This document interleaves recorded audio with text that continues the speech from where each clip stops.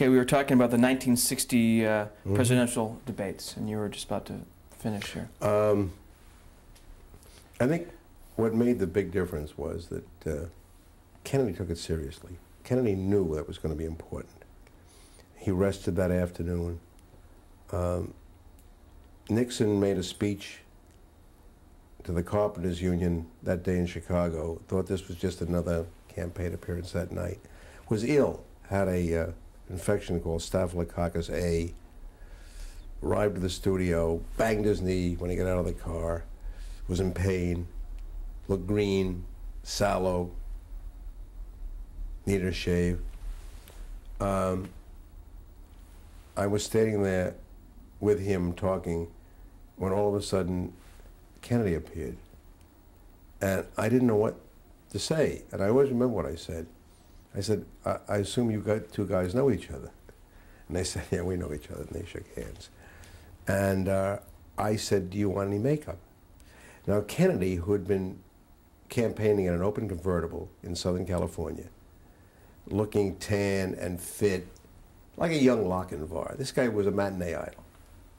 He said, no, I don't want any makeup. And I said, Nixon, would you want some makeup? And having heard Kennedy say no, he said no because he was afraid the story the next morning would be he wore makeup and Kennedy didn't. Kennedy didn't need it, he did. Did he tell you that, or do you just assume that? I assume that because he went back in an office and he got made up by one of his campaign staff with something called shave stick, which he used to cover a beard. And he came out, and I looked at him on camera, and he looked like death warmed over. And I called Frank Stanton, who was then president of CBS, into the control room, and I said, Jesus, Frank, he looks terrible. We got problems here. And he looked, and he called in a guy named Ted Rogers, who was Nixon's principal television aide. And he said, are you satisfied with the way your candidate looks? He said, yeah, it looks fine to me. Stanton called me outside and said, look, if they're happy, we're not going to interfere with that. They've already... Nixon looked terrible. Nixon looked so bad that people who heard on radio thought Nixon won, and people who watched on television thought Kennedy won, because Nixon just didn't look good. They tried to hang it on me. I said, not me. I tried to make him up. I'll tell you a great story. It's 4 years later. We're in San Francisco.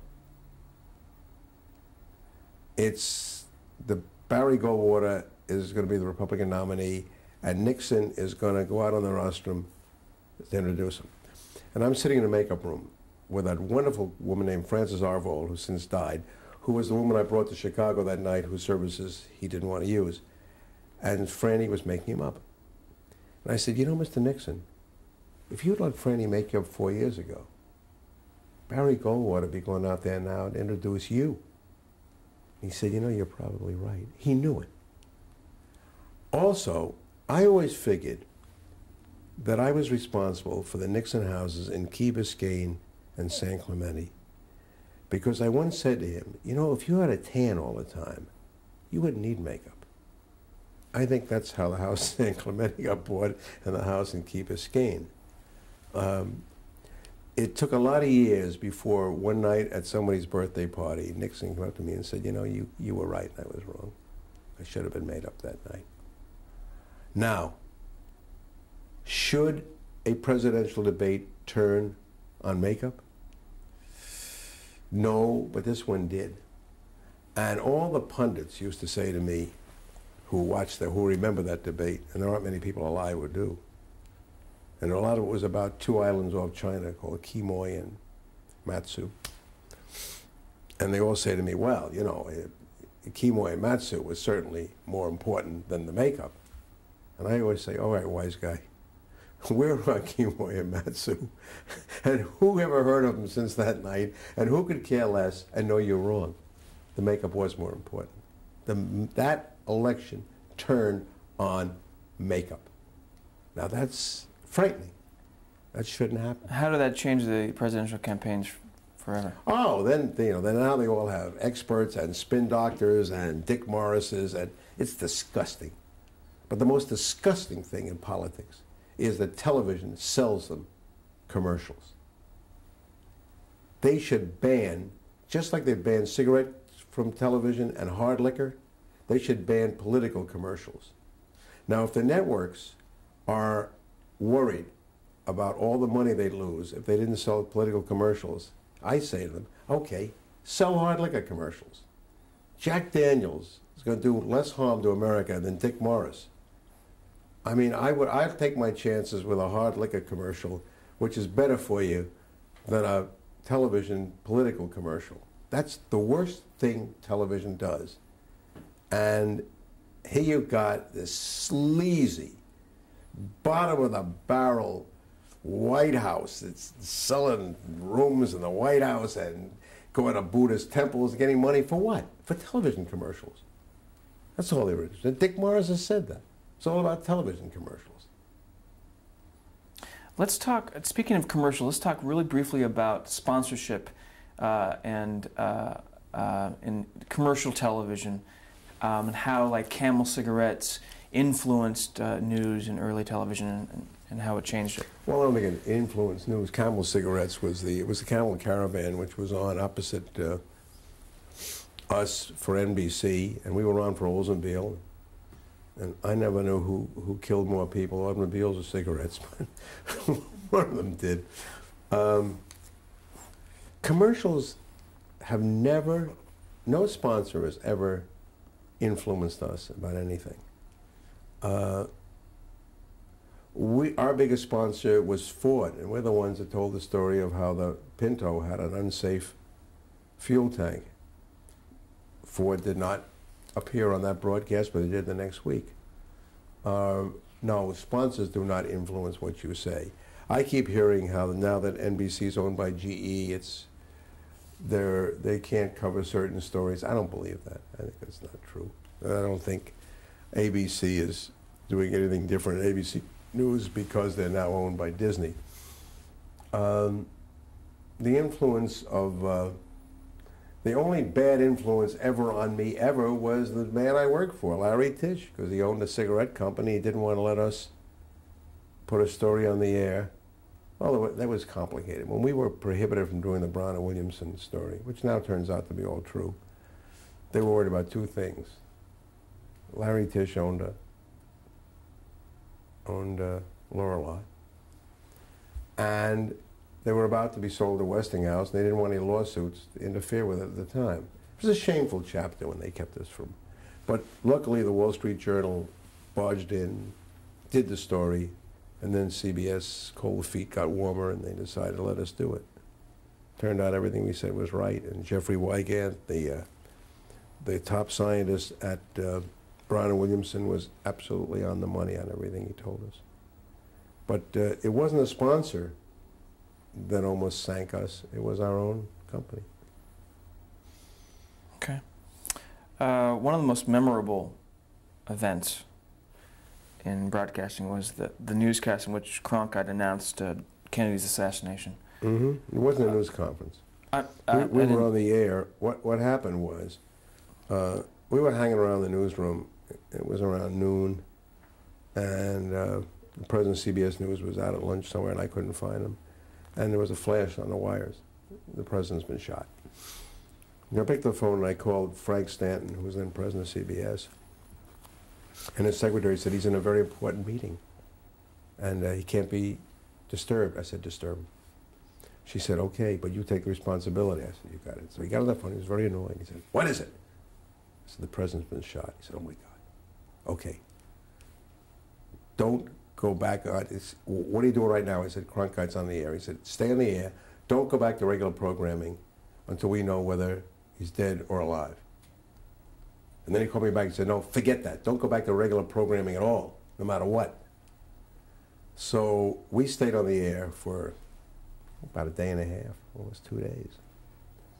And at one moment, the thing came in, the announcement that the president had died at Parkland Hospital in Dallas.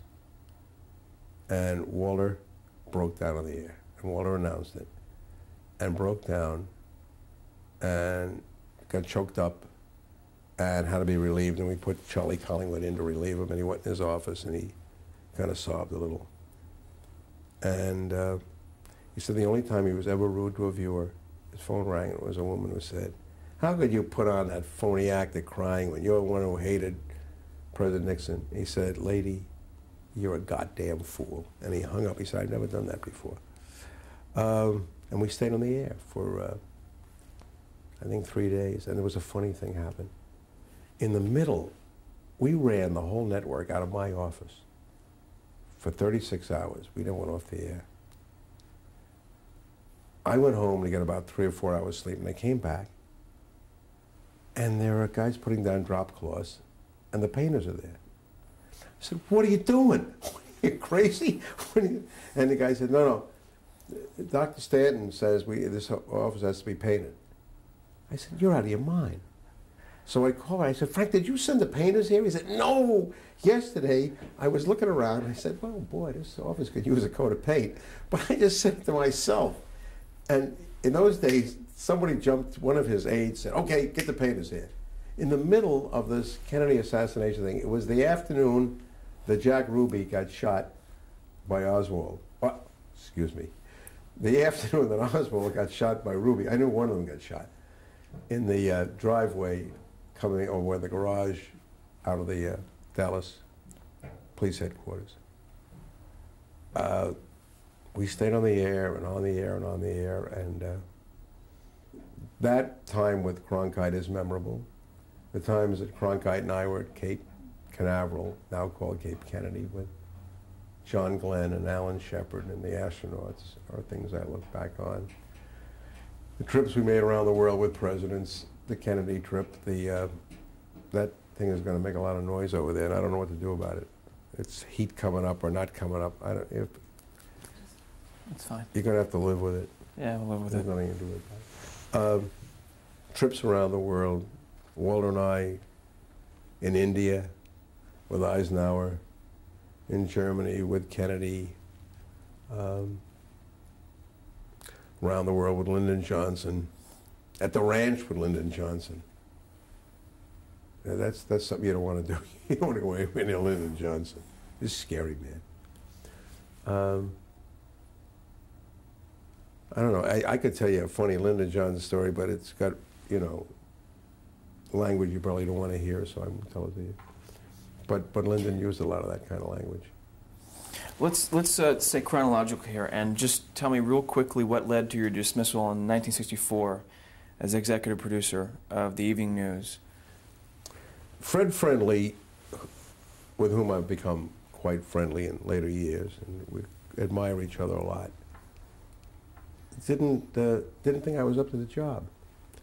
And I think Friendly always thought that CBS wasn't big enough for the two of us, and one of us had to go. And when they made him president of CBS News, guess which one he said should go? And it was me. And I got bounced off the Cronkite News, and I was doing documentaries, and bored silly. And I was doing something called a town meeting of the world, in which we would bring statesmen together, like people like Harold Macmillan. And I used to sit in the control room and say, listen, I don't even want to look at Harold Macmillan. Why does anybody else want to look at Harold Macmillan? And I really hated that show. And one day I sat down and I started looking at ratings, and I saw almost every documentary, good, bad, or indifferent, got about an 8% share. And I say, those are the documentary freaks. They watch anything. It's called a documentary. They think it's like going to church. It's kind of holier than thou television. But they don't care if they're any good or not, but they're documentaries and they ought to watch them. And I said, there's got to be a better way to move information than the hour documentary. I said, if we went multi-subject and did 3 stories in the hour, if we packaged reality as attractively as Hollywood packages fiction, and if we made it very personal journalism, not advocacy journalism, I don't want to advocate anything, but personal. The problem with NBC White Paper, CBS reports, and ABC Close-Up was, it was the voice of the corporation. Nobody wants to listen to corporations. They don't want to listen to them. They want to listen to people. And 2, the word, documentary. What a terrible word. People don't like to read documents. why would they want to read a documentary? I used to say, they did a CBS Reports, Illegal Aliens, a documentary. I said, no, you know what you ought to call it? You ought to call it the Gonzalez Brothers. Say, come along tonight and watch the feds chase some Mexican immigrants through the back alleys of Los Angeles. And you get more, you tell them the same thing you told them in the show, but you get more viewers. The word documentary is a turnoff. So I went to CBS and I said, you know, in all these hours of entertainment, couldn't you find 60 minutes for some kind of a news magazine? And when they said, yeah, we'll try it, I couldn't think of a title. And I went back and I read the memo. I said, 60 minutes. That's not a bad title. Now, that stopwatch, which is the most recognizable logo on earth, that was the credits in the first show, the first pilot. And I looked at that and I said, that's too good to put at the end. I used the stopwatch at the beginning and that tick, tick, tick, tick, tick, which became sort of an arresting sound that people come in from the kitchen to see. And Marvin Hamlish, who wrote Chorus Line and God knows what else, Marvin always said, I know why you have that watch. It's to screw some young songwriter out of a royalty for a theme song. But it all worked. It was all by dumb, most things that happen are by dumb luck. I mean, you would like to believe that you fashioned this thing out of know-how and intellect, and it's hit or miss. Everything in life is so hit or miss. And I guess nobody else had they had more misses than hits, and it just worked. And I looked at Mike Wallace and Harry Reasoner, and I said, you know, they're like the good guy and the bad guy. It's a black hat and a white hat. It'll work. And I cast the two of them. And had you worked with them before? Yeah, I've worked with Harry more than with Mike. Mm-hmm. And slowly but surely, this thing began to catch on. Not so much with everybody, but with the right people. And CBS liked that, you know. And you said earlier that the influence of Murrow and Friendly, you applied it to 60 Minutes. Yes, yes, absolutely. And what about I believe Mike Wallace became infamous for his the in-your-face type of shots of a show. Well, Mike had done that on a show called Night Beat. So I figured, gee, here's a chance to do some Night Beat and some mini documentaries and some personality pieces. And the model was Life magazine. I grew up as a big fan of Life and Look. And what was so interesting to me about Life and Look was that there was no theme. You may find Marilyn Monroe on the cover, but inside it was the birth of a baby, or Robert Oppenheimer, or foreign affairs. So it was all, you turned the page and it was something different. And I said, you know, not only you turn the page and it's something different, but that's where you put the commercials. You don't have to interrupt anything. You finish the story, you go to commercial, you turn the page, and you go to the next one. And it was the ideal television format. All of a sudden it began to catch on. And this was all over my head. I never knew about Nielsen ratings. And one day somebody said to me, hey, you know, you guys are in the top 10. And I said, the top 10 what? I didn't know what they were talking about. And all of a sudden, this is the #1 show in America, and how it got to be, I cannot tell you. And why it got to be, I can't tell you. And why it happened 3 more times after that, I have no idea. And why we've got 20 years in the top 10, I don't know. I used to think maybe there were people who think, even if I don't like it, I ought to watch it because it's kind of like going to church on Sunday night. I don't really know why. But it just became a force in America that took over Sunday night, bigger than Ed Sullivan had taken over Sunday night. But when people say to me, to what do you attribute the success of 60 Minutes? My only answer is, listen, I'm still trying to figure out Ed Sullivan. I mean, I never know why he worked. So I don't look a gift horse in the mouth. It happened and I love it. I want to touch on real quickly your pilot episode. What stories did you cover? And how did you feel about it after you're done with it? What we did was we cannibalized other shows to show how you can cut them up. There was a show we did on Bobby Kennedy, and I said, there's a 10-minute piece here. Bobby takes his kids skiing. That could be a magazine piece. There was a Luigi Barzini piece on the Italians. I said, I'll take the best of that, and I'll make that a 12-minute piece. And then, I don't remember what the other one was, but we made a pilot. And for some reason or other, Barzini in 12 minutes was more fascinating than Barzini in an hour. And the 10 minutes of Bobby taking his kids skiing was a separate story over and above Bobby Kennedy. And we kind of realized you don't need hours. And at that time, there was nothing in between the 1-minute piece on the evening news and the hour documentary. And I said, but everything had to fit in a box. It either fit in a box called a minute or it fit into a box called an hour. I said, no, I'm going to have a box that can be 10 minutes, 11 minutes, 12 minutes, 13 minutes. You know, we'll play with the box. And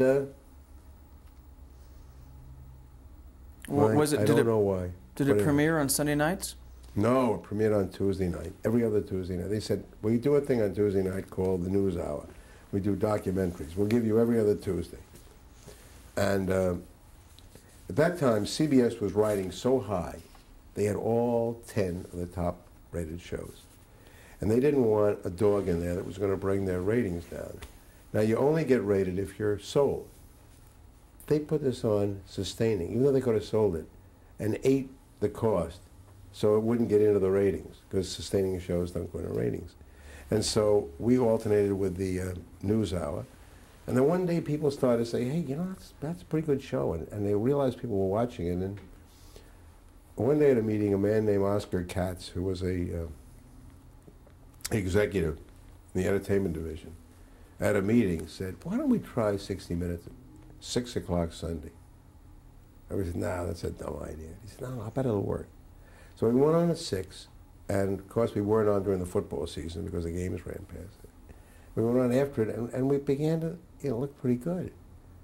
And then they said, let's go to 7 and go year-round. We went to 7 o'clock, and it was incredible.